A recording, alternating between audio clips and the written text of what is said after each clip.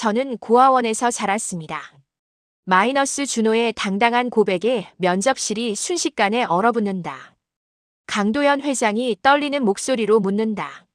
어머니 성함은 혹시? 이수진입니다. 원장님께서 그렇게 말씀해 주셨어요. 마이너스 준호의 마지막 한마디. 쿵. 강도연의 손에서 펜이 떨어지고 그의 얼굴이 핏기를 잃는다. 이수진. 내 첫사랑. 그렇다면 이 아이가 내 아들. 마이너스 25년 만에 찾아온 운명적 진실. 오늘 사연 본격적으로 들어가기 전에 무료 버튼인 구독과 좋아요를 눌러주세요. 구독과 좋아요는 사랑입니다. 서울 강남의 하늘을 찌를 듯한 마천루 사이로 오늘도 수많은 사람들이 바삐 오가고 있습니다. 그 중에서도 가장 높은 건물 꼭대기층, 대한민국 최고 기업 중 하나인 도연그룹의 회장실에서는 80살의 강도연 회장이 오늘도 변함없는 하루를 시작하고 있었습니다. 새벽 5시 강도연은 어김없이 눈을 떴습니다. 수십 년간 이어져 온 습관이었죠. 젊은 시절부터 지금까지 그는 누구보다 일찍 일어나서 하루를 준비해 왔습니다. 간소한 아침 식사를 마친 후 그는 전용 엘리베이터를 타고 45층에 위치한 회장실로 향했습니다. 회장님, 오늘 일정 보고 드리겠습니다. 비서실장 박 과장이 두꺼운 스케줄표를 들고 들어왔습니다. 오전 9시부터 저녁 7시까지 빈틈없이 채워진 일정들이 나열되어 있었습니다. 이사회 회의, 신규 사업 검토, 해외 투자처와의 화상 회의까지 80살이라는 나이가 무색할 정도로 바쁜 하루였습니다. 김전무, 이번 분기 실적 보고서 어떻게 나왔나? 강도연 회장의 목소리는 80이라는 나이가 무색할 정도로 힘이 있었습니다. 수십 년간 기업을 이끌어온 카리스마가 그대로 묻어났죠. 김전무는 두꺼운 서류 뭉치를 회장 앞에 놓으며 조심스럽게 대답했습니다. 예, 회장님. 이번 분기 매출이 전년 동기 대비 15% 증가했습니다. 특히 해외 사업 부문에서 큰 성과를 거두었고요. 동남아시아 진출 프로젝트가 예상보다 빠르게 안정화되고 있습니다.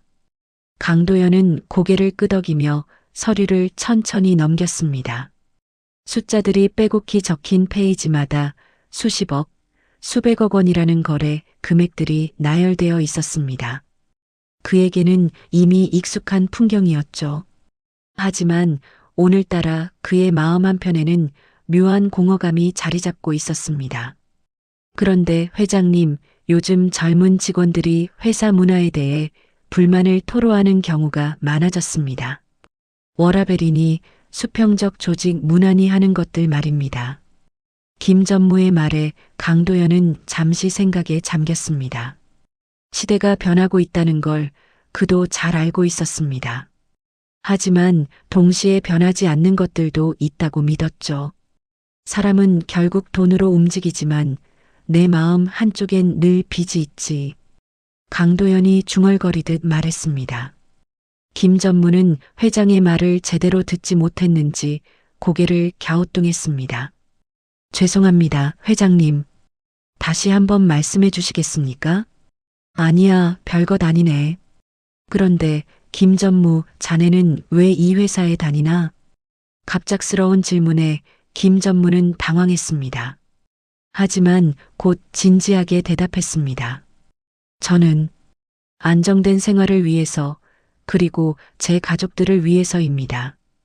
가족. 그래, 가족이지. 강도연은 고개를 끄덕였습니다.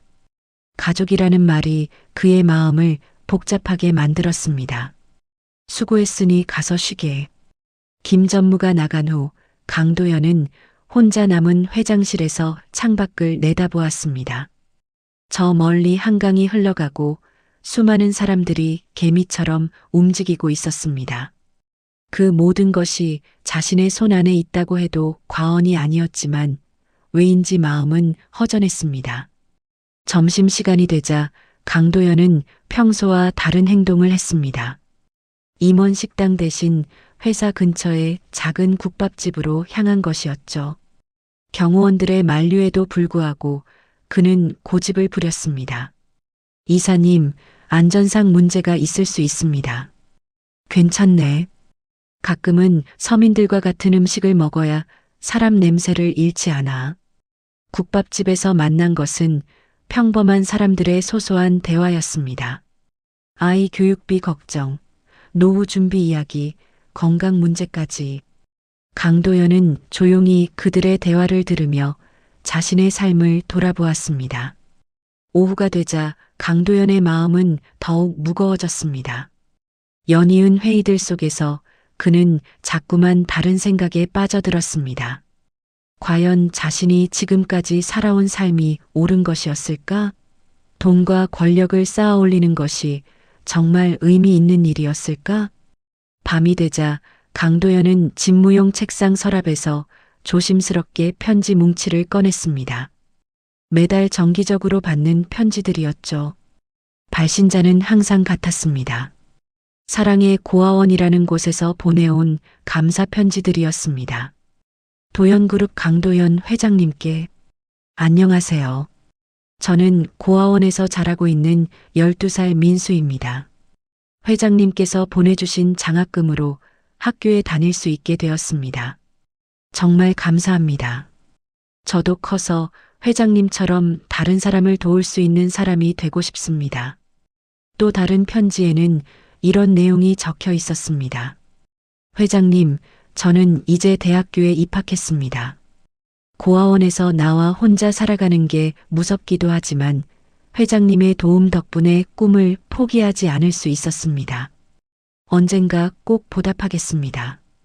강도연은 편지를 읽으며 잠시 미소를 지었습니다. 이런 순간만큼은 마음 한편이 따뜻해졌습니다. 수십억짜리 계약서보다도 이런 작은 편지들이 그에게는 더 큰 의미로 다가왔습니다.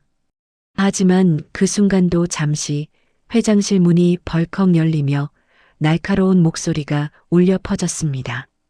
아버지, 또 그런 편지 보고 계세요? 45살의 딸 성미가 들어왔습니다. 명품 정장에 완벽하게 세팅된 헤어스타일, 그리고 차갑게 빛나는 눈빛까지. 그녀는 강도연의 유일한 자식이자 후계자였습니다. 성미야, 노크는 해야지. 죄송합니다, 아버지. 하지만 대체 왜 그런 애들한테 돈을 흘려보내시는 겁니까? 매달 수억씩 후원금을 보내시는데 그 돈이면 회사 투자에 써도 모자랄 판입니다. 성미는 아버지의 책상 위에 놓인 편지들을 못마땅하게 바라보았습니다. 그녀에게는 이해할 수 없는 일이었죠. 돈이 있으면 더 많은 돈을 벌어야 하는데 왜 대가 없는 곳에 흘려보내는지 말입니다. 특히 요즘 경기가 좋지 않다고 하잖아요. 이런 때일수록 회사 자금을 더 효율적으로 써야 하는 거 아닙니까? 그리고 아버지, 상속 준비는 언제 하실 겁니까? 제가 후계자라면 미리미리 준비해야 할 것들이 많지 않습니까? 성미의 말에는 조급함이 묻어났습니다. 그녀는 이미 45이었고 언제까지나 아버지 그늘에 있을 수는 없다고 생각했습니다. 동년배 기업인들은 이미 대부분 회사를 물려받았거나 독립해 나갔는데 자신만 여전히 아버지의 허락을 받아가며 일해야 하는 현실이 답답했습니다. 강도연은 딸의 말을 들으며 고개를 천천히 들었습니다. 그의 눈빛이 순간 차갑게 변했습니다. 성미야, 내가 아무리 내 자식이라 해도 욕심만 가득하다면 내 뒤를 잇기는 힘들 거다. 네, 무슨 말씀이세요, 아버지? 돈만 아는 사람은 진짜 리더가 될 수 없어. 내가 이 자리에 있는 이유를 생각해봐라. 하지만 아버지, 기업은 결국 수익을 내야 하는 조직 아닙니까? 감정에 휘둘려서 사업을 할 수는 없는 거죠. 성미는 아버지와 정면으로 맞섰습니다. 하지만 강도연의 표정은 더욱 굳어졌습니다. 감정이라고? 내가 지금 하는 말이 바로 감정 아닌가? 욕심이라는 감정 말이야. 성민은 아버지의 차갑고 단호한 목소리에 더 이상 말을 잇지 못했습니다. 하지만 그녀의 마음속에는 불만이 더욱 깊게 자리 잡았습니다. 자신이 후계자인데 왜 이런 대우를 받아야 하는지, 그리고 왜 아버지는 고아원 같은 곳에 그토록 마음을 쓰는지 이해할 수 없었습니다. 아버지는 제가 이해할 수 없어요. 도대체 무엇을 원하시는 겁니까? 언젠가 너도 알게 될 거야. 진짜 소중한 게 무엇인지 말이다. 성미가 나간 후 강도연은 혼자 남은 회장실에서 다시 한번 편지들을 읽었습니다. 그리고 창밖을 내다보며 중얼거렸습니다. 언젠가는 내가 진짜로 찾고 있는 게 무엇인지 알게 될 거야. 그의 마음속에는 오래전부터 묻어둔 무언가가 꿈틀거리고 있었습니다. 돈도 권력도 아닌 그 무엇인가가 말입니다. 다음 날 아침 도연그룹 본사는 평소보다 더욱 분주한 모습을 보였습니다. 올해 상반기 신입사원 공개 채용 면접이 진행되는 날이었기 때문이었죠. 강도연 회장은 매년 이맘때면 직접 면접에 참여하는 것이 관례였습니다. 젊은 인재들을 만나는 것이 그에게는 큰 즐거움 중 하나였습니다. 회장님, 오늘 면접 대상자들 중에서 특별히 눈여겨봐야 할 지원자가 있습니까? 인사 담당 상무가 두꺼운 지원서 뭉치를 들고 회장실로 들어왔습니다. 총 50명의 최종 면접 대상자들이 선별되어 있었습니다. 아니야, 편견 없이 보겠네. 성적이나 스펙보다는 그 사람의 진정성을 보고 싶어. 강도연은 평소와 같은 답변을 했습니다. 그에게는 화려한 학벌이나 완벽한 영어 실력보다도 중요한 것이 있었습니다. 바로 그 사람이 가진 진실한 마음이었죠. 오전 10시 면접이 시작되었습니다. 회의실에는 강도연 회장을 비롯해 각 부서의 임원들이 자리를 잡았습니다. 첫 번째 지원자부터 차례대로 들어와 자기소개와 질의응답을 진행했습니다. 안녕하세요. 저는 서울대학교 경영학과를 졸업한 김지혜라고 합니다. 학점은 4.3이고 토익은 950점입니다. 반갑습니다. 저는 연세대학교 경제학과 출신 박민수입니다. 학부 때부터 도연그룹에서 인턴십을 했고 회계사 자격증도 보유하고 있습니다. 하나같이 화려한 스펙을 자랑하는 지원자들이었습니다. 하지만 강도연의 마음에는 왠지 와닿지 않았습니다. 모두 비슷비슷한 답변들이었고 진정성보다는 암기한 듯한 느낌이 강했습니다. 오후 2시쯤 30번째 지원자 차례가 되었습니다. 문이 열리며 한 청년이 들어섰습니다. 다른 지원자들과 달리 조금 낡은 정장을 입고 있었지만 그의 눈빛만큼은 또렷하고 진지했습니다. 안녕하세요. 저는 이준호라고 합니다. 청년의 목소리는 떨리지 않았습니다. 긴장한 기색도 없었죠. 오히려 당당하고 자신감이 넘쳤습니다. 이준호 씨 앉으세요. 먼저 간단한 자기소개부터 해주시겠습니까? 인사 담당 상무가 친근하게 말했습니다. 하지만 강도연의 시선은 이미 준호에게 집중되어 있었습니다. 왠지 모르게 낯익은 느낌이 들었기 때문이었죠. 저는 26살 이준호입니다. 지방의 작은 대학교를 졸업했고 특별한 스펙은 없습니다. 하지만 제가 가진 가장 큰 장점은 포기하지 않는 끈기와 남을 배려하는 마음이라고 생각합니다. 준호의 답변은 다른 지원자들과는 확연히 달랐습니다. 화려한 학벌이나 자격증을 나열하는 대신 자신의 성격과 가치관에 대해 이야기했습니다. 그런데 이준호 씨, 부모님은 무엇을 하시나요? 갑자기 강도연이 질문했습니다. 다른 임원들이 놀란 표정을 지었습니다. 평소 강도연은 지원자의 가정 환경에 대해서는 거의 묻지 않았기 때문이었죠. 준호는 잠시 망설였습니다. 하지만 곧 고개를 들고 단호하게 대답했습니다. 저는 고아원에서 자랐습니다. 면접실의 순간 정적이 흘렀습니다. 다른 임원들은 당황한 기색을 보였지만 준호는 여전히 당당한 표정을 유지했습니다. 부모님에 대한 기억은 없습니다. 하지만 고아원에서 만난 원장님과 선생님들, 그리고 함께 자란 형제자매들이 저에게는 진짜 가족입니다. 준호의 목소리에는 떨림이 없었습니다. 오히려 자신의 과거를 숨기지 않고 당당하게 밝히는 모습이 인상적이었습니다. 고아원 이름이 어떻게 되나요? 강도연이 다시 물었습니다. 그의 목소리에는 미묘한 떨림이 있었습니다. 사랑의 고아원입니다.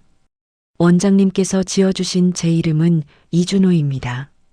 어머니 성함은 혹시 알고 있나요? 이번에는 강도연의 목소리가 확연히 떨렸습니다. 다른 임원들이 의아한 표정으로 회장을 바라보았습니다. 준호는 잠시 고민하는 듯한 표정을 지었습니다. 그리고 조심스럽게 대답했습니다. 원장님께서 말씀해 주신 바로는 어머니 성함이 이수진이라고 들었습니다. 하지만 확실하지는 않습니다. 그 순간 강도연의 얼굴이 창백해졌습니다. 손에 들고 있던 펜이 떨어져 바닥에 굴러갔습니다. 이수진. 그 이름은 그의 가슴 깊은 곳에 묻어둔 첫사랑의 이름이었습니다. 이수진. 내 젊은 날의 첫사랑 이름. 설마 그 아이가? 강도연의 머릿속이 복잡해졌습니다. 30년 전 그가 25살이었을 때의 기억들이 물밀듯이 떠올랐습니다. 가난한 집안의 딸이었던 이수진과의 달콤했던 사랑, 그리고 가족의 반대로 인해 어쩔 수 없이 헤어져야 했던 아픈 기억들이 말이죠. 회장님, 괜찮으십니까? 인사 담당 상무가 걱정스럽게 물었습니다. 강도연의 얼굴이 너무 창백해 보였기 때문이었습니다. 아니야, 괜찮네. 강도연은 겨우 정신을 차렸습니다. 하지만 그의 시선은 계속해서 준호에게 고정되어 있었습니다. 자세히 보니 준호의 얼굴에서 젊은 시절 자신의 모습이 보이는 것 같았습니다. 특히 눈매와 코 모양이 묘하게 닮아 있었죠. 이준호 씨, 혹시 태어난 날짜를 알고 있나요? 예, 1998년 3월 15일입니다. 강도연은 머릿속으로 빠르게 계산했습니다. 이수진과 헤어진 것이 1997년 여름이었고, 그로부터 약 8개월 후에 태어난 아이라면 충분히 가능한 시기였습니다. 그런데 이준호 씨는 왜 우리 회사에 지원하게 되었나요? 강도연의 목소리는 여전히 떨리고 있었습니다. 다른 임원들은 평소와 다른 회장의 모습에 당황했지만 감히 뭐라고 말할 수는 없었습니다. 저는 어릴 때부터 도연그룹의 사회공헌 활동을 지켜봤습니다. 특히 고아원과 소외계층을 위한 지원이 정말 많더라고요. 저도 언젠가는 그런 일에 기여하고 싶었습니다. 준호의 대답을 들으며 강도연은 더욱 혼란스러워졌습니다. 자신이 사랑의 고아원의 후원을 시작한 것도 이수진에 대한 그리움 때문이었습니다. 혹시나 하는 마음에 그녀가 낳았을지도 모를 아이를 찾는 마음에 시작한 일이었죠. 이준호 씨, 고아원에서의 생활은 어땠나요? 힘들 때도 있었지만 원장님과 선생님들의 사랑 덕분에 따뜻하게 자랄 수 있었습니다. 특히 원장님께서는 항상 저희에게 이런 말씀을 하셨어요. 너희들도 언젠가는 누군가에게 사랑을 나눠줄 수 있는 사람이 되어라라고요. 준호의 말을 들으며 강도연의 마음은 더욱 복잡해졌습니다. 만약 정말로 준호가 이수진의 아들이라면, 그리고 혹시나 자신의 핏줄이라면, 상상만으로도 가슴이 벅찼습니다. 면접은 예정된 시간보다 훨씬 길어졌습니다. 강도연은 계속해서 준호에게 질문을 던졌고 준호는 성실하게 답변했습니다. 다른 임원들은 평소와 다른 회장의 모습에 의아해했지만 감히 중단시킬 수는 없었습니다. 마지막으로 이준호 씨가 생각하는 진짜 성공이란 무엇인가요? 저에게 성공이란 남을 도울 수 있는 능력을 갖는 것입니다. 돈이나 지위도 중요하지만 그것들을 통해 더 많은 사람들에게 희망을 줄 수 있다면 그것이 진짜 성공이라고 생각합니다. 준호의 마지막 답변을 들으며 강도연은 확신했습니다. 이 청년에게는 무언가 특별한 것이 있다고 말이죠. 그리고 그 특별함의 정체를 반드시 알아내야 한다고 다짐했습니다. 면접이 끝나고 준호가 나간 후 강도연은 한동안 말을 잇지 못했습니다. 그의 머릿속에는 온통 준호의 모습과 이수진의 기억들만 맴돌고 있었습니다. 설마 정말 그 아이가 내 핏줄일까? 면접이 끝난 후 강도연은 곧바로 비서실장 박 과장을 불렀습니다. 그의 마음은 이미 준호에 대한 궁금증으로 가득 차 있었습니다. 박 과장, 오늘 면접 본 이준호라는 청년에 대해 자세히 조사해보게. 예, 신상조의 말씀이신가요? 하지만 회장님, 개인정보보호법상 문제가 될 수 있습니다. 합법적인 선에서만 하게. 출신 고아원, 학력, 그리고 가능하다면 출생 관련 기록들 말이야. 박 과장은 평소와 다른 회장의 모습에 의아해했지만 고개를 끄덕였습니다. 수십 년간 강도연을 보좌해온 그였기에 회장의 특별한 관심사가 생겼을 때의 분위기를 잘 알고 있었습니다. 한편 면접장을 나온 준호는 복잡한 심정이었습니다. 다른 지원자들과는 확연히 다른 분위기의 면접이었기 때문이었죠. 특히 강도연 회장의 시선과 질문들이 왠지 개인적인 느낌이 강했습니다. 왜 회장님께서 저에게 그렇게 관심을 보이셨을까? 준호는 지하철을 타고 원룸으로 돌아가며 생각에 잠겼습니다. 면접 결과가 어떻게 나올지는 모르겠지만 분명히 특별한 무언가가 있었다는 느낌을 지울 수 없었습니다. 이틀 후 도연그룹 인사팀에서 준호에게 전화가 왔습니다. 이준호 씨, 안타깝게도 이번 신입사원 선발에서는 탈락하셨습니다. 준호는 예상했던 결과였기에 크게 실망하지 않았습니다. 오히려 면접 기회를 얻은 것만으로도 감사하다고 생각했습니다. 네, 알겠습니다. 좋은 기회 주셔서 감사했습니다. 하지만 회장님께서 특별히 인턴십 기회를 제안하셨습니다. 3개월간 전략기획팀에서 근무하시면서 역량을 보여주시면 정규직 전환 가능성도 있습니다. 준호는 깜짝 놀랐습니다.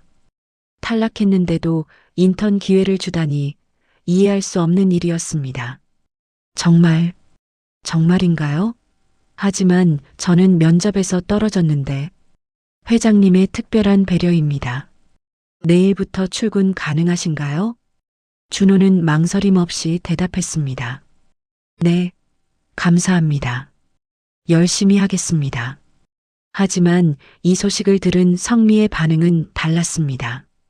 인사 담당 상무로부터 준호의 인턴 채용 소식을 들은 성미는 즉시 아버지를 찾아갔습니다. 아버지, 이게 도대체 무슨 일입니까? 성미는 회장실로 들어서자마자 격한 목소리로 물었습니다. 무슨 일이라니? 면접에서 떨어진 고아원 출신 청년을 왜 인턴으로 뽑으신 겁니까? 다른 임원들도 모두 의아해하고 있어요. 강도연은 딸의 날카로운 추궁에 잠시 망설였습니다. 아직 확실한 것도 없는 상황에서 성급하게 말할 수는 없었습니다. 그 청년에게서 가능성을 봤네. 스펙보다 중요한 것이 있어. 가능성이요? 아버지, 고아원 출신 애한테 왜 이렇게 집착하세요? 혹시 무슨 특별한 이유라도 있는 건가요? 성미의 질문은 점점 날카로워졌습니다. 그녀는 평소 아버지의 모든 결정을 이해하고 따랐지만 이번 일만큼은 납득할 수 없었습니다. 특별한 이유는 없어. 다만 우리 회사에 새로운 바람이 필요하다고 생각했을 뿐이야. 새로운 바람이요? 아버지, 상속은 제가 받을 거 아닙니까? 이상한 사람들을 회사에 들여놓으시면 나중에 문제가 될 수도 있어요. 성미의 목소리에는 불안감이 묻어났습니다. 자신이 모르는 사이에 아버지의 마음이 변하고 있는 것은 아닌지 걱정되었습니다. 성미야, 상속은 단순히 혈연 관계로만 결정되는 게 아니야. 그만한 자격을 갖춘 사람이 받는 거지. 강도연의 말에 성미는 더욱 당황했습니다. 평소 아버지가 이런 식으로 말한 적이 없었기 때문이었습니다. 자격이요? 저보다 더 회사를 잘 아는 사람이 있다고 생각하세요? 아는 것과 이해하는 것은 다르지. 넌 회사를 알기는 하지만 진정으로 이해하지는 못하고 있어. 성민은 아버지의 말을 듣고 충격을 받았습니다.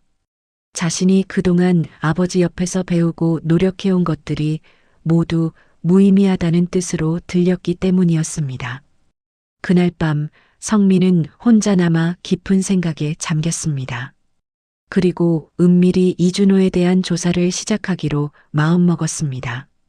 저 청년이 도대체 누구길래 아버지가 이렇게 관심을 보이는 거지? 성민은 개인적으로 알고 지내는 사설탐정에게 연락을 취했습니다. 이준호라는 청년에 대해 모든 것을 조사해 주세요. 출생부터 지금까지의 모든 기록을 원합니다. 한편 준호는 첫 출근 날을 맞아 긴장과 설렘을 동시에 느끼고 있었습니다. 도현그룹의 웅장한 로비를 지나 전략기획팀 사무실로 향하는 발걸음이 가벼웠습니다. 안녕하세요. 오늘부터 인턴으로 근무하게 된 이준호입니다. 전략기획팀 직원들은 준호를 따뜻하게 맞아주었습니다. 하지만 일부 직원들 사이에서는 수군거리는 소리가 들렸습니다. 저 친구가 회장님이 특별히 뽑으신 인턴이래. 면접 떨어졌는데도 인턴으로 뽑힌다고? 뭔가 특별한 배경이 있나 봐. 준호는 이런 시선들을 느끼면서도 묵묵히 자신의 일에 집중했습니다. 첫날부터 주어진 업무에 최선을 다했고 늦은 시간까지 남아서 공부했습니다. 며칠 후 강도연은 박 과장으로부터 준호에 대한 조사 결과를 받았습니다. 회장님, 이준호 씨의 신상 정보입니다. 어떤 내용인가? 사랑의 고아원에서 태어나자마자 맡겨졌다고 합니다. 출생신고서에는 모친 이름이 이수진으로 되어 있고 붙일라는 공란입니다. 강도연의 심장이 빠르게 뛰기 시작했습니다. 그리고 혹시 다른 특이사항은? 특별한 것은 없습니다만 한 가지 흥미로운 사실이 있습니다. 이준호 씨가 맡겨진 날짜가 회장님께서 사랑의 고아원의 후원을 시작하신 날짜와 거의 비슷합니다. 강도연은 이 말을 듣고 더욱 확신하게 되었습니다. 모든 것이 우연의 일치일 수는 없었습니다. 그런 가운데 성민은 자신만의 조사를 계속하고 있었습니다.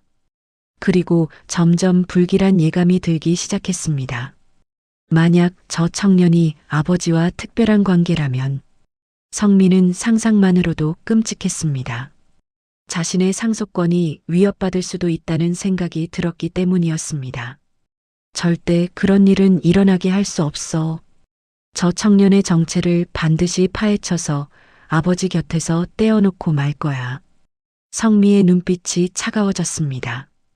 그녀에게는 이제 준호가 제거해야 할 장애물로 보이기 시작했습니다. 이렇게 강도연의 관심, 준호의 성실함, 그리고 성미의 경계심이 얽히면서 도연그룹 내부에는 조용한 긴장감이 흐르기 시작했습니다. 아무도 예상하지 못한 폭풍전야였습니다. 준호가 도연그룹에서 인턴으로 일한 지 일주일이 지났습니다. 그는 매일 새벽 6시에 일어나 회사 업무를 공부하고 밤늦게까지 남아서 자료를 정리했습니다. 다른 직원들도 점차 그의 성실함을 인정하기 시작했죠. 준호 씨, 정말 열심히 하시네요.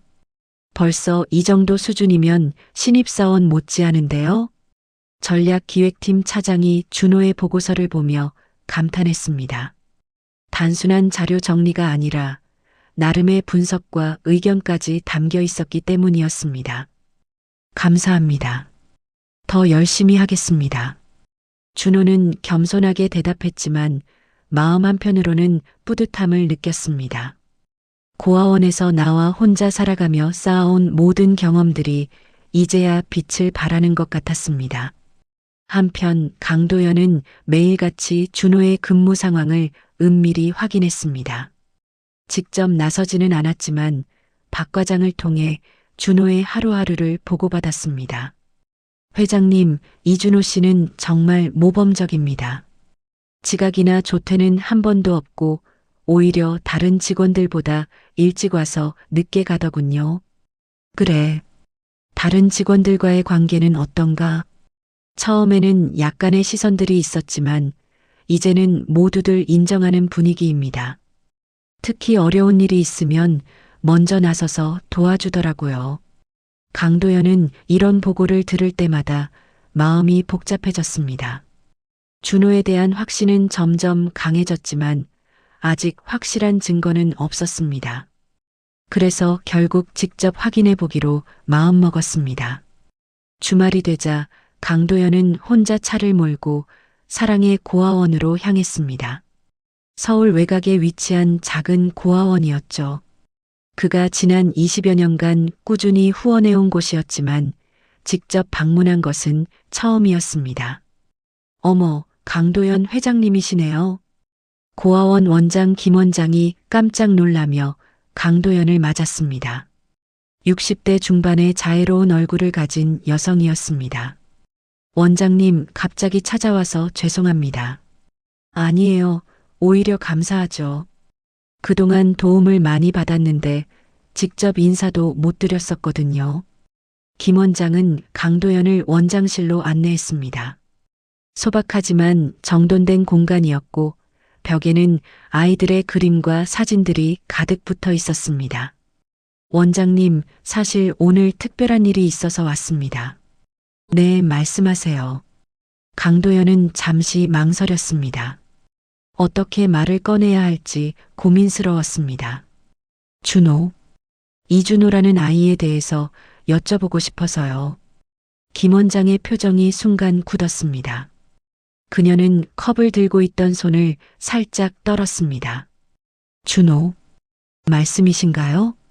네, 그 아이가 혹시 제 과거와 관련이 있는지 궁금해서요.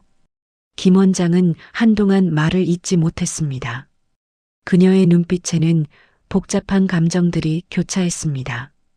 회장님, 어떤 과거를 말씀하시는 건가요? 이수진이라는 여성을 알고 계신가요? 김 원장의 얼굴이 더욱 창백해졌습니다. 그녀는 고개를 떨구며 깊은 한숨을 쉬었습니다.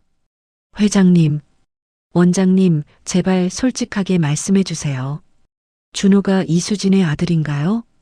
김 원장은 오랫동안 침묵했습니다. 그리고 마침내 무거운 목소리로 대답했습니다. 네, 맞습니다. 강도연의 심장이 쿵쾅거렸습니다. 그가 예상했던 답이었지만 실제로 확인하니 충격이 컸습니다. 그렇다면 아버지는? 김 원장은 다시 침묵에 빠졌습니다. 그녀의 손은 계속 떨리고 있었습니다. 원장님, 제발 말씀해 주세요. 회장님, 언젠가 진실은 드러나게 돼 있습니다. 하지만 지금은 말할 수 없습니다. 김 원장의 말에 강도연은 답답함을 느꼈습니다. 하지만 그녀의 표정에서 무언가 깊은 사연이 있다는 것을 알 수 있었습니다. 원장님, 적어도 이수진이 어떻게 되었는지는 알려주세요. 김 원장의 눈에 눈물이 맺혔습니다. 수진이는 준호를 낳고 석 달 만에 세상을 떠났습니다. 병원비도 제대로 낼 수 없을 만큼 어려운 상황이었어요. 강도연은 충격을 받았습니다. 이수진이 이미 세상을 떠났다니 상상조차 하지 못한 일이었습니다. 왜 연락을 하지 않았습니까? 제가 도움을 줄 수 있었는데. 수진이가 막았어요. 절대 회장님께 연락하지 말라고, 자신의 일로 회장님을 힘들게 하고 싶지 않다고.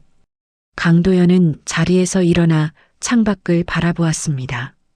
멀리 아이들이 뛰어노는 모습이 보였습니다.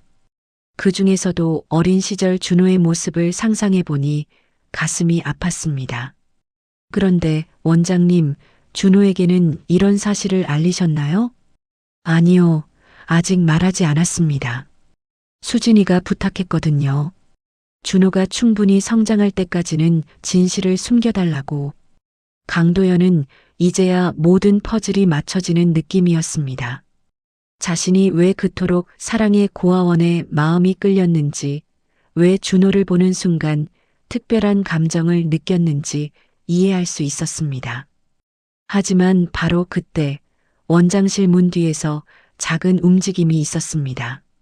성미가 몰래 대화를 엿듣고 있었던 것입니다. 그녀는 사설 탐정을 통해 아버지의 행선지를 파악하고 몰래 뒤따라온 것이었죠. 성미는 아버지와 원장의 대화를 들으며 온몸이 떨렸습니다. 자신이 가장 두려워했던 일이 현실로 다가오고 있었습니다. 이준호가 아버지의 핏줄이라고? 그렇다면 내 상속권이 위험해져. 성미는 조용히 자리를 떠났습니다. 하지만 그녀의 마음속에는 이미 위험한 계획이 자리 잡기 시작했습니다. 절대 그런 일은 일어나게 할 수 없어. 저 청년을 아버지 곁에서 떼어놓을 방법을 찾아야 해. 한편 원장실에서는 강도현과 김 원장의 대화가 계속되고 있었습니다. 원장님, 그렇다면 준호에게 진실을 알려야 하는 것 아닙니까? 회장님, 조급하게 서두르시면 안 됩니다. 준호는 아직 준비가 되지 않았어요. 갑작스럽게 모든 것을 알게 되면 오히려 혼란만 가중될 수 있습니다. 김 원장의 말에 강도연은 고개를 끄덕였습니다. 하지만 그의 마음은 이미 결정되어 있었습니다. 하지만 원장님, 저는 더 이상 기다릴 수 없습니다. 그 아이는 제 핏줄이고 저에게는 책임이 있어요. 회장님, 원장님도 뭔가 더 숨기고 있는 것 같은데 혹시 제가 모르는 다른 비밀이 있나요? 김 원장은 다시 한번 깊은 한숨을 쉬었습니다. 그녀의 마음속에는 아직 밝힐 수 없는 더 큰 비밀이 숨겨져 있었습니다. 회장님, 때가 되면 모든 것을 말씀드리겠습니다. 하지만 지금은 준호를 지켜주세요. 강도연은 원장의 간절한 부탁을 들으며 무언가 불길한 예감을 느꼈습니다. 과연 그들 주변에 어떤 위험이 도사리고 있는 것일까요? 고아원에서 돌아온 강도연은 며칠 동안 깊은 고민에 빠져 있었습니다. 준호가 자신의 핏줄이라는 확신이 더욱 강해졌지만 어떻게 접근해야 할지 막막했습니다. 그런 가운데 성미는 자신만의 계획을 실행에 옮기기 시작했습니다. 이사님, 조사하신 자료 가져왔습니다. 성미가 고용한 사설 탐정이 두꺼운 파일을 건네주었습니다. 이준호의 모든 행적이 담긴 자료였죠. 역시 고아원 출신이군요. 그런데 흥미로운 점이 하나 있습니다. 뭔가요? 이준호의 어머니 이수진과 회장님 사이에 과거 연관성이 있었던 것 같습니다. 몇몇 증언을 종합해보면 성민은 자료를 읽어가며 얼굴이 점점 굳어졌습니다. 자신이 가장 두려워했던 일이 현실로 다가오고 있었습니다. 그렇다면 정말로 아버지. 성민은 더 이상 망설일 수 없다고 생각했습니다. 지금 행동하지 않으면 모든 것을 잃을 수도 있었으니까요. 이틀 후 도연그룹 정기 이사회가 열렸습니다. 원래 회의였지만 이번에는 분위기가 달랐습니다. 성미가 특별한 건을 상정했기 때문이었죠. 오늘 제가 중요한 안건을 제기하고자 합니다. 성미는 당당한 목소리로 말했습니다. 다른 이사들이 의아한 표정으로 그녀를 바라보았습니다. 최근 우리 회사에 의심스러운 인물이 들어왔습니다. 정당한 절차를 거치지 않고 특별 채용된 이준호라는 인턴 말입니다. 강도연의 얼굴이 굳었습니다. 설마 성미가 이런 식으로 나올 줄은 몰랐습니다. 성미야, 그만해라. 아니요, 아버지. 이것은 회사의 미래와 관련된 중대한 문제입니다. 성민은 준비한 자료를 이사들 앞에 펼쳤습니다. 이 청년은 고아원 출신으로 뚜렷한 배경도 없으면서 회장님의 특별한 관심을 받고 있습니다. 혹시 우리 회사를 노린 계획적 접근이 아닐까 의심스럽습니다. 이사들 사이에서 수군거리는 소리가 들렸습니다. 성미의 발언에 놀란 기색들이 역력했습니다. 더욱 심각한 것은 이 청년이 회장님께 접근하기 위해 감정적 조작을 시도하고 있다는 점입니다. 고아원이라는 동정심을 이용해서 말이죠. 성미, 지금 무슨 소리를 하는 거야? 강도연이 화를 냈지만 성미는 물러서지 않았습니다. 아버지, 회장님께서는 너무 순수하셔서 이런 계략을 알아차리지 못하고 계신 겁니다. 하지만 우리는 회사를 지켜야 할 의무가 있어요. 그래서 제안하는 바는 즉시 이준호를 해고하고 향후 이런 일이 재발하지 않도록 인사 시스템을 점검하자는 것입니다. 이사들은 난처한 표정을 지었습니다. 회장의 딸이 이렇게 강력하게 주장하는 상황에서 어떤 입장을 취해야 할지 고민스러웠습니다. 성미 이사의 말에도 일리가 있습니다. 회사 보안상 검증되지 않은 인물을 함부로 들릴 수는 없죠. 한 이사가 조심스럽게 의견을 냈습니다. 다른 이사들도 고개를 끄덕였습니다. 그렇습니다. 아무리 회장님이라 하셔도 이런 중대한 결정을 독단적으로 내리시면 안 되죠. 강도연은 이사들의 반응을 보며 배신감을 느꼈습니다. 자신이 키워온 사람들이 딸과 한편이 되어 자신을 압박하고 있었습니다. 바로 그때 회의실 문이 열리며 준호가 들어왔습니다. 성미가 미리 불러놓은 것이었죠. 안녕하세요, 이준호입니다. 갑자기 부르셔서 준호는 이사회실의 무거운 분위기를 느끼며 불안해했습니다. 이준호 씨, 솔직하게 말해보세요. 우리 회장님께 접근한 진짜 목적이 무엇인가요? 성미가 날카롭게 질문했습니다. 죄송하지만 무슨 말씀인지 이해하지 못하겠습니다. 고아원 출신이라는 동정심을 이용해서 회장님을 속이고 있는 거 아닙니까? 준호의 얼굴이 창백해졌습니다. 그는 이런 모욕적인 말을 들을 줄 몰랐습니다. 저는 그런 생각 한 번도 해본 적 없습니다. 단지 열심히 일하고 싶었을 뿐입니다. 열심히 일한다고요? 그럼 왜 하필 우리 회사에 지원했나요? 다른 회사는 없었습니까? 성미의 질문은 계속되었습니다. 준호는 점점 더 위축되어 갔습니다. 저는 도연그룹의 사회공헌 활동을 보고 감동받았습니다. 저도 언젠가는 그런 일에 기여하고 싶었어요. 사회공헌 활동이요? 혹시 우리 회장님이 고아원에 후원하고 계신다는 사실을 미리 알고 있었던 건 아닙니까? 준호는 말문이 막혔습니다. 실제로 그가 도연그룹에 관심을 갖게 된 계기가 고아원 후원이었기 때문이었습니다. 저는 단지 역시 그렇군요. 여러분 보시다시피 이 청년은 처음부터 계획을 갖고 접근한 겁니다. 성민은 승리한 듯한 표정을 지었습니다. 이사들도 고개를 끄덕이며 수군거렸습니다.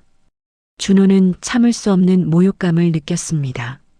자신의 순수한 마음이 이렇게 더럽혀지는 것을 견딜 수 없었습니다. 저는 단지 제 힘으로 서고 싶었을 뿐입니다. 준호가 절규했습니다. 그의 목소리에는 분노와 절망이 섞여 있었습니다. 하지만 가진 자들의 세계는 저 같은 놈을 쓰레기로 보는군요. 제가 고아원 출신이라는 것이 그렇게 죄가 됩니까? 준호의 말에 회의실이 조용해졌습니다. 그의 진심 어린 외침이 모든 사람들의 마음을 흔들었습니다. 저는 누구에게도 동정받으려 하지 않았습니다. 오직 실력으로만 인정받고 싶었어요. 강도연은 준호의 모습을 보며 가슴이 아팠습니다. 자신의 핏줄이 이런 모욕을 당하는 것을 더 이상 참을 수 없었습니다. 그만해. 모두 그만둬. 하지만 준호는 이미 한계에 달해 있었습니다. 감사했습니다. 좋은 경험이었어요. 준호는 말을 남기고 회의실을 뛰쳐나갔습니다. 강도연이 뒤를 쫓으려 했지만 가슴에 심한 통증이 느껴졌습니다. 회장님, 강도연은 그 자리에서 쓰러졌습니다. 급성 심근경색이었습니다. 너무 큰 충격과 스트레스를 받은 결과였죠. 빨리 구급차를 불러. 이사회실은 순식간에 아수라장이 되었습니다. 성민은 쓰러진 아버지를 보며 당황했지만 한편으로는 묘한 안도감을 느꼈습니다. 이제 모든 것이 내 뜻대로 될 거야. 성민은 속으로 중얼거렸습니다. 아버지가 병원에 입원하게 되면 회사의 모든 권한이 자신에게 넘어올 것이었습니다. 준호는 회사를 나서며 하늘을 올려다보았습니다. 서울의 차가운 바람이 그의 뺨을 스쳐 지나갔습니다. 결국 이런 결말이군. 그는 모든 것을 포기하고 싶었습니다. 하지만 어디선가 강도연이 쓰러졌다는 소식이 들려왔습니다. 강도연이 쓰러진 지 사흘째, 그는 여전히 중환자실에서 의식을 찾지 못하고 있었습니다. 의사들은 급성 심근경색으로 인한 뇌산소 부족으로 위험한 상태라고 진단했습니다. 아버지, 제발 깨어나세요. 성민은 병실 앞에서 눈물을 흘리며 간병하는 모습을 보였지만 속마음은 복잡했습니다. 아버지가 의식을 잃은 사이 그녀는 이미 회사의 임시대표로서 여러 결정들을 내리고 있었습니다. 성미 이사님, 이준호 관련 처리는 어떻게 하시겠습니까? 비서실장 박 과장이 조심스럽게 물었습니다. 당연히 즉시 해고 처리하세요. 그리고 앞으로 이런 일이 없도록 인사 규정을 더욱 엄격하게 만들어 주시고요. 알겠습니다.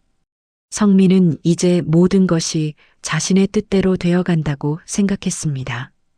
준호라는 위험 요소도 제거했고 아버지마저 당분간 깨어나지 못한다면 회사의 실권을 완전히 장악할 수 있을 것이었습니다. 한편 사랑의 고아원에서는 김 원장이 강도연의 소식을 듣고 큰 충격을 받았습니다. 그녀는 망설이다가 결국 오래된 금고에서 낡은 봉투 하나를 꺼냈습니다. 이제 때가 된 것 같구나. 김 원장은 봉투를 들고 병원으로 향했습니다. 그 안에는 20여 년간 숨겨온 비밀이 담겨 있었습니다. 병원에 도착한 김 원장은 중환자실 앞에서 성미와 마주쳤습니다. 어머, 원장님이시네요. 어떻게 여기까지? 성미 양, 회장님 상태가 어떤가요? 아직 의식을 찾지 못하고 계세요. 의사들도 언제 깨어날지 모른다고 하더라고요. 김 원장은 안타까운 표정을 지었습니다. 그리고 조심스럽게 물었습니다. 혹시 이준호라는 청년 소식은 들었나요? 성미의 표정이 순간 굳어졌습니다. 그 청년 말입니까? 당연히 해고 처리했습니다. 우리 아버지를 이런 상태로 만든 장본인인데 어떻게 그냥 둘 수 있겠어요? 성미 양, 그렇게 말하면 안 됩니다. 준호는 잘못이 없어요. 잘못이 없다고요? 원장님도 그 청년 편을 드시는 건가요? 김 원장은 깊은 한숨을 쉬었습니다. 이제는 더 이상 숨길 수 없다고 생각했습니다. 성미 양, 사실 제가 회장님께 드릴 것이 있어서 왔습니다.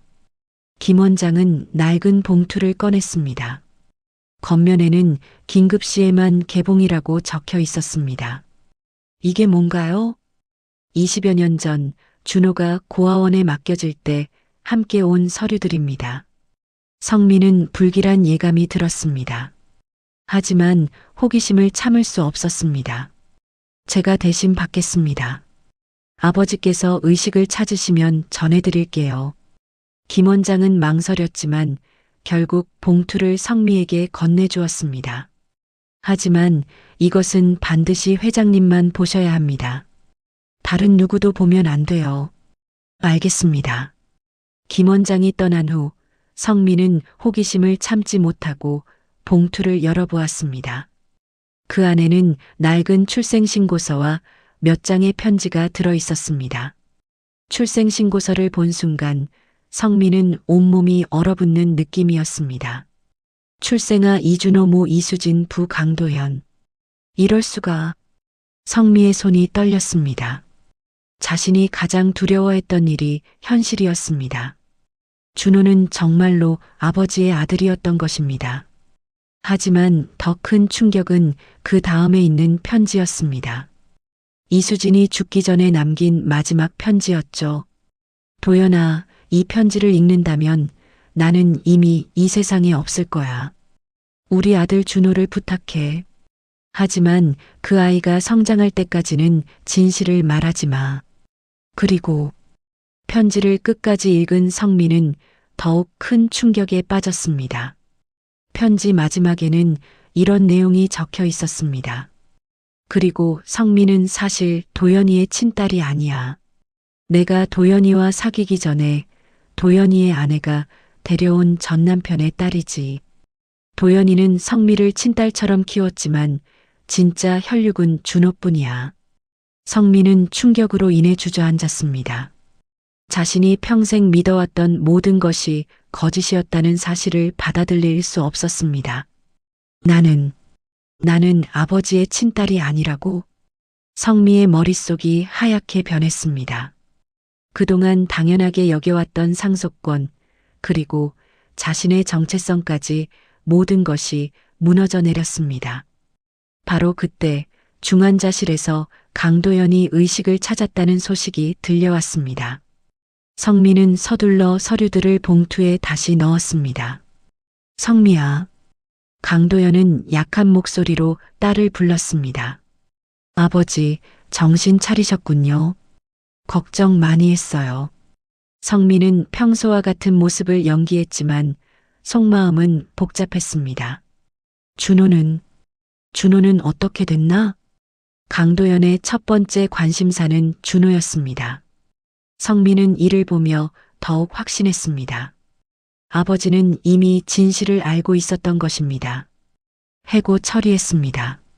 아버지를 이런 상태로 만든 장본인인데 뭐라고? 해고를 했다고?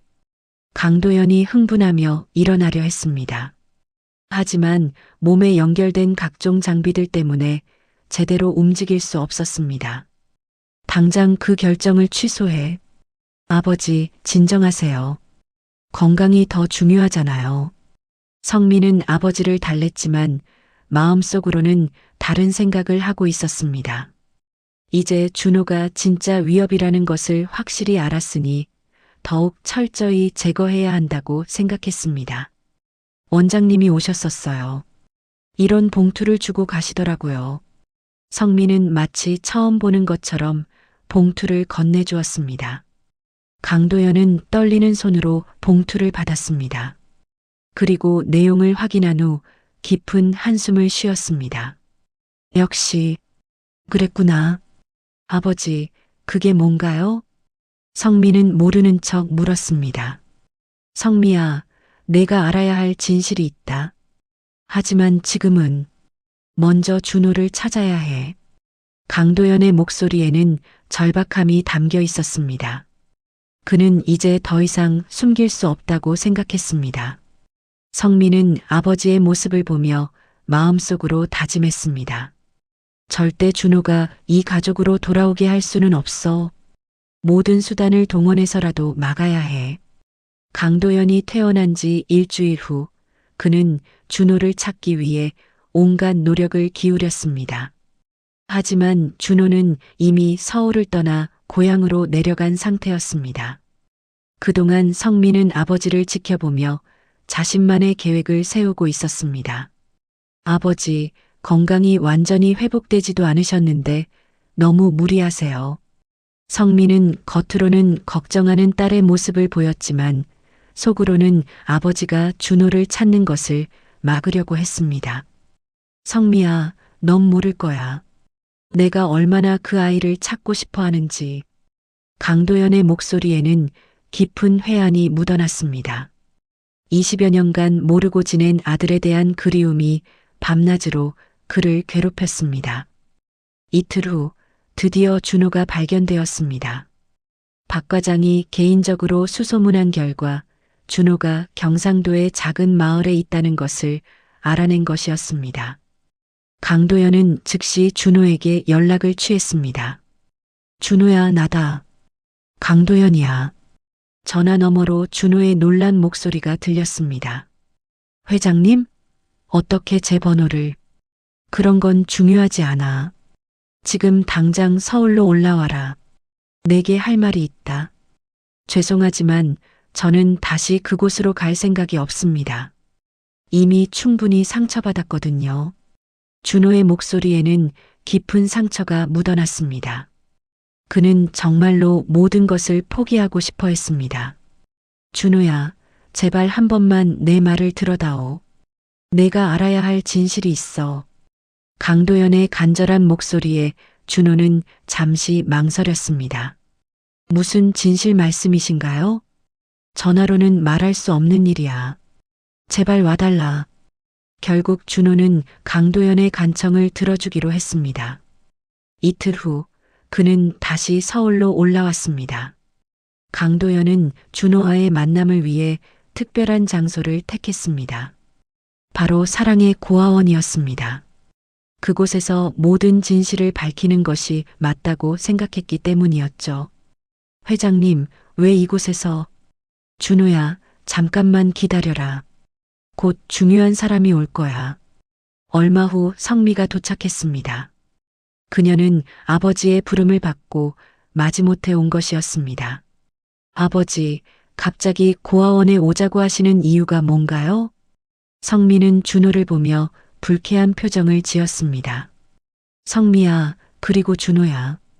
오늘 너희들에게 평생 숨겨왔던 진실을 말하려고 한다.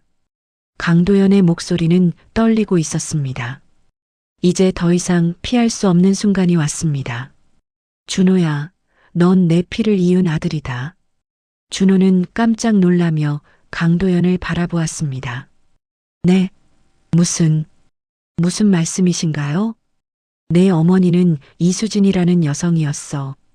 그녀는 내 젊은 시절의 첫사랑이었다. 강도연은 차근차근 과거의 이야기를 들려주었습니다.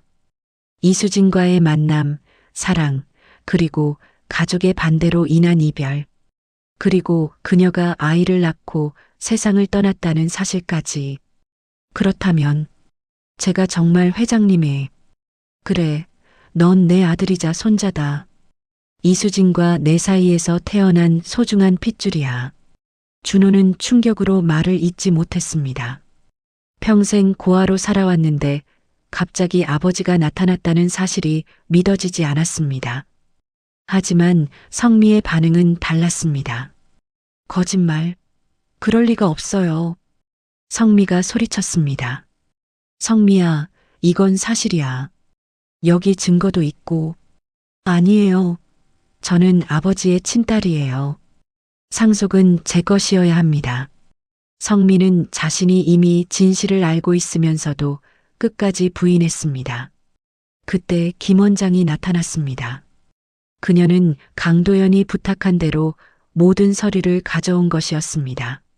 성미 양 사실을 말해야겠네요. 김 원장이 무거운 목소리로 말했습니다. 성미 양은 사실 회장님의 친딸이 아닙니다. 순간 그 자리에 있던 모든 사람들이 얼어붙었습니다. 뭐라고요? 준호가 놀라며 물었습니다.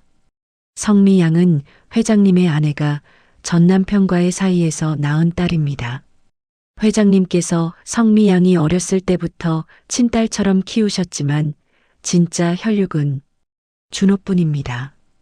김 원장이 이수진의 편지를 꺼내며 설명했습니다. 강도연도 이 사실을 처음 알게 되어 충격에 빠졌습니다. 그렇다면 성미는 네, 혈연관계로는 아무 상관없는 사이입니다. 성미는 무릎을 꿇고 주저앉았습니다. 자신이 그토록 지키려 했던 모든 것이 허상이었다는 사실을 받아들일 수 없었습니다. 이럴 리가 없어. 난 분명히 아버지의 딸이야. 성미는 울부짖었습니다. 평생의 정체성이 한순간에 무너져 내렸습니다. 그렇다면 난 뭐가 되는 거야? 지금까지 내가 살아온 인생은 모두 거짓말이었다는 거야? 준호는 성미의 절망적인 모습을 보며 마음이 아팠습니다.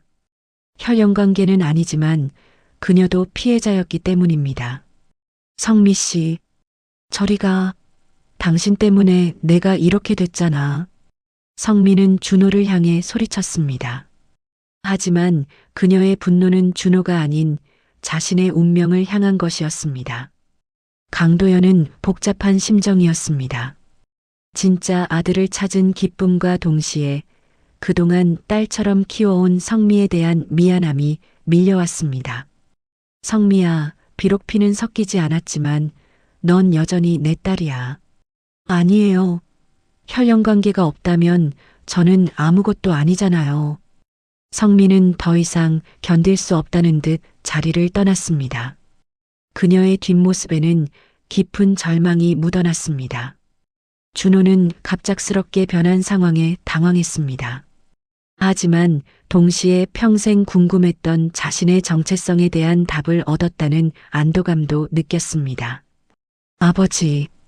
처음으로 준호가 강도연을 아버지라고 불렀습니다. 강도연의 눈에는 눈물이 맺혔습니다. 준호야, 미안하다. 이제까지 너를 모르고 살았던 것이 아니에요, 아버지. 이제라도 알게 되어 다행입니다. 하지만 두 사람 모두 성미의 앞날이 걱정되었습니다. 진실이 밝혀졌지만 또 다른 아픔이 시작된 것이었습니다. 진실이 밝혀진 지 석 달이 흘렀습니다. 그 사이 많은 것들이 변했습니다. 강도연은 준호를 정식으로 아들로 인정하고 법적 절차를 밟았습니다. 하지만 무엇보다 중요한 것은 성미의 마음을 돌보는 일이었습니다. 처음 몇 주 동안 성미는 아무도 만나려 하지 않았습니다. 자신의 정체성이 무너진 충격에서 헤어나오지 못했기 때문이었죠. 하지만 강도연과 준호는 포기하지 않고 그녀를 찾아갔습니다. 성미야, 문 좀 열어라. 강도연이 성미의 집 앞에서 간청했습니다. 가세요. 저와는 이제 남남이잖아요. 성미의 목소리에는 여전히 분노와 절망이 섞여 있었습니다. 성미 씨, 저는 복수하지 않겠습니다. 이번에는 준호가 말했습니다. 고아원에서 배운 건 사랑과 나눔이었으니까요. 혈연 관계가 없어도 우리는 한 가족으로 살아왔잖아요. 준호의 진심 어린 말에 성미는 조금씩 마음의 문을 열기 시작했습니다. 당신이 저를 용서한다고요? 용서할 것도 없어요. 성미 씨도 피해자였으니까요. 진실을 모른 채 살아야 했던 건 저나 성미 씨나 마찬가지잖아요. 성미는 준호의 너그러운 마음에 감동받았습니다. 자신이 그토록 미워했던 상대가 오히려 자신을 이해해주고 있었습니다. 한 달 후 강도연은 중대한 결정을 내렸습니다. 공식적인 기자회견을 열어 모든 진실을 공개하기로 한 것이었습니다. 저는 그동안 욕망에 눈이 멀어 진실을 가려왔습니다. 기자회견장에 선 강도연의 목소리는 떨렸지만 단호했습니다. 하지만 이제 제 진짜 아들에게 모든 것을 물려주려 합니다. 이준호, 그가 바로 제 후계자입니다. 기자들이 술렁였습니다. 갑작스럽게 나타난 후계자에 대한 궁금증이 폭발했습니다. 그리고 성미에게도 말하고 싶습니다. 비록 혈연 관계는 아니지만 너는 여전히 내 소중한 딸이야. 앞으로도 우리 가족의 일원으로 살아가길 바란다. 기자회견이 끝난 후 준호는 기자들 앞에서 소감을 밝혔습니다. 저는 복수나 권력을 원하지 않습니다. 다만 아버지의 뜻을 이어가고 싶을 뿐입니다. 구체적으로 어떤 일을 하실 계획이신가요? 한 기자가 질문했습니다. 우선 사회공헌 사업을 더욱 확대하겠습니다. 특히 고아원과 소외계층을 위한 지원을 늘릴 예정입니다. 준호의 답변에 기자들이 고개를 끄덕였습니다. 그의 진정성이 전해졌기 때문입니다. 이후 도연그룹은 새로운 변화를 시작했습니다. 준호가 부사장으로 취임하면서 회사의 분위기도 달라졌습니다. 그는 직원들과의 소통을 중시했고 사회적 책임을 다하는 기업으로 만들어가기 위해 노력했습니다. 성미도 점차 새로운 역할을 찾아갔습니다. 처음에는 혼란스러웠지만 준호의 도움으로 문화사업 부문을 맡게 되었습니다. 그녀의 예술적 감각이 회사에 새로운 활력을 불어넣었습니다. 성미 씨, 이번 전시회 기획 정말 훌륭하네요. 준호가 성미의 업무를 칭찬했습니다. 고마워요, 준호 씨. 처음에는 당신을 미워했는데, 이제는 오히려 고마워요. 뭐가 고마워요? 당신 덕분에 진짜 제 자신을 찾을 수 있게 되었거든요. 혈연 관계에 얽매이지 않고 제 능력으로 일할 수 있게 되었으니까요. 성미의 얼굴에는 이전과는 다른 평온함이 있었습니다. 1년 후 강도연은 공식적으로 경영 일선에서 물러났습니다. 하지만 그는 여전히 회사를 지켜보며 준호에게 조언을 아끼지 않았습니다. 아버지, 오늘도 고아원에 가시는 건가요? 응, 아이들 얼굴 보고 오려고. 강도연과 준호는 이제 함께 고아원을 찾는 것이 일상이 되었습니다. 그들은 아이들과 함께 시간을 보내며 진정한 행복을 느꼈습니다. 고아원 마당에서 아이들이 웃으며 뛰어노는 모습을 보며 강도연이 말했습니다. 준호야, 내가 평생 찾던 게 바로 이거였구나. 무엇 말씀이세요? 돈과 권력은 사라지지만 피와 사랑은 남는다. 그것이 내가 평생 찾던 진짜 유산이었어. 준호는 고개를 끄덕였습니다. 그도 같은 생각이었습니다. 카메라는 강남의 마천루를 비추다가 고아원의 평화로운 풍경으로 시선을 옮겼습니다. 강도현과 준호가 손을 잡고 아이들 사이를 걷는 모습에서 진정한 가족의 의미가 무엇인지 보여주었습니다. 성미도 이제는 그들과 함께 웃을 수 있게 되었습니다. 혈연이 아닌 진정한 사랑으로 맺어진 가족의 모습이었습니다. 해질녘 세 사람은 고아원 벤치에 앉아 석양을 바라보았습니다. 각자 다른 길을 걸어왔지만 이제는 같은 방향을 보고 있었습니다. 이제 정말 우리는 가족이네요. 성미가 조용히 말했습니다. 처음부터 가족이었어, 성미야.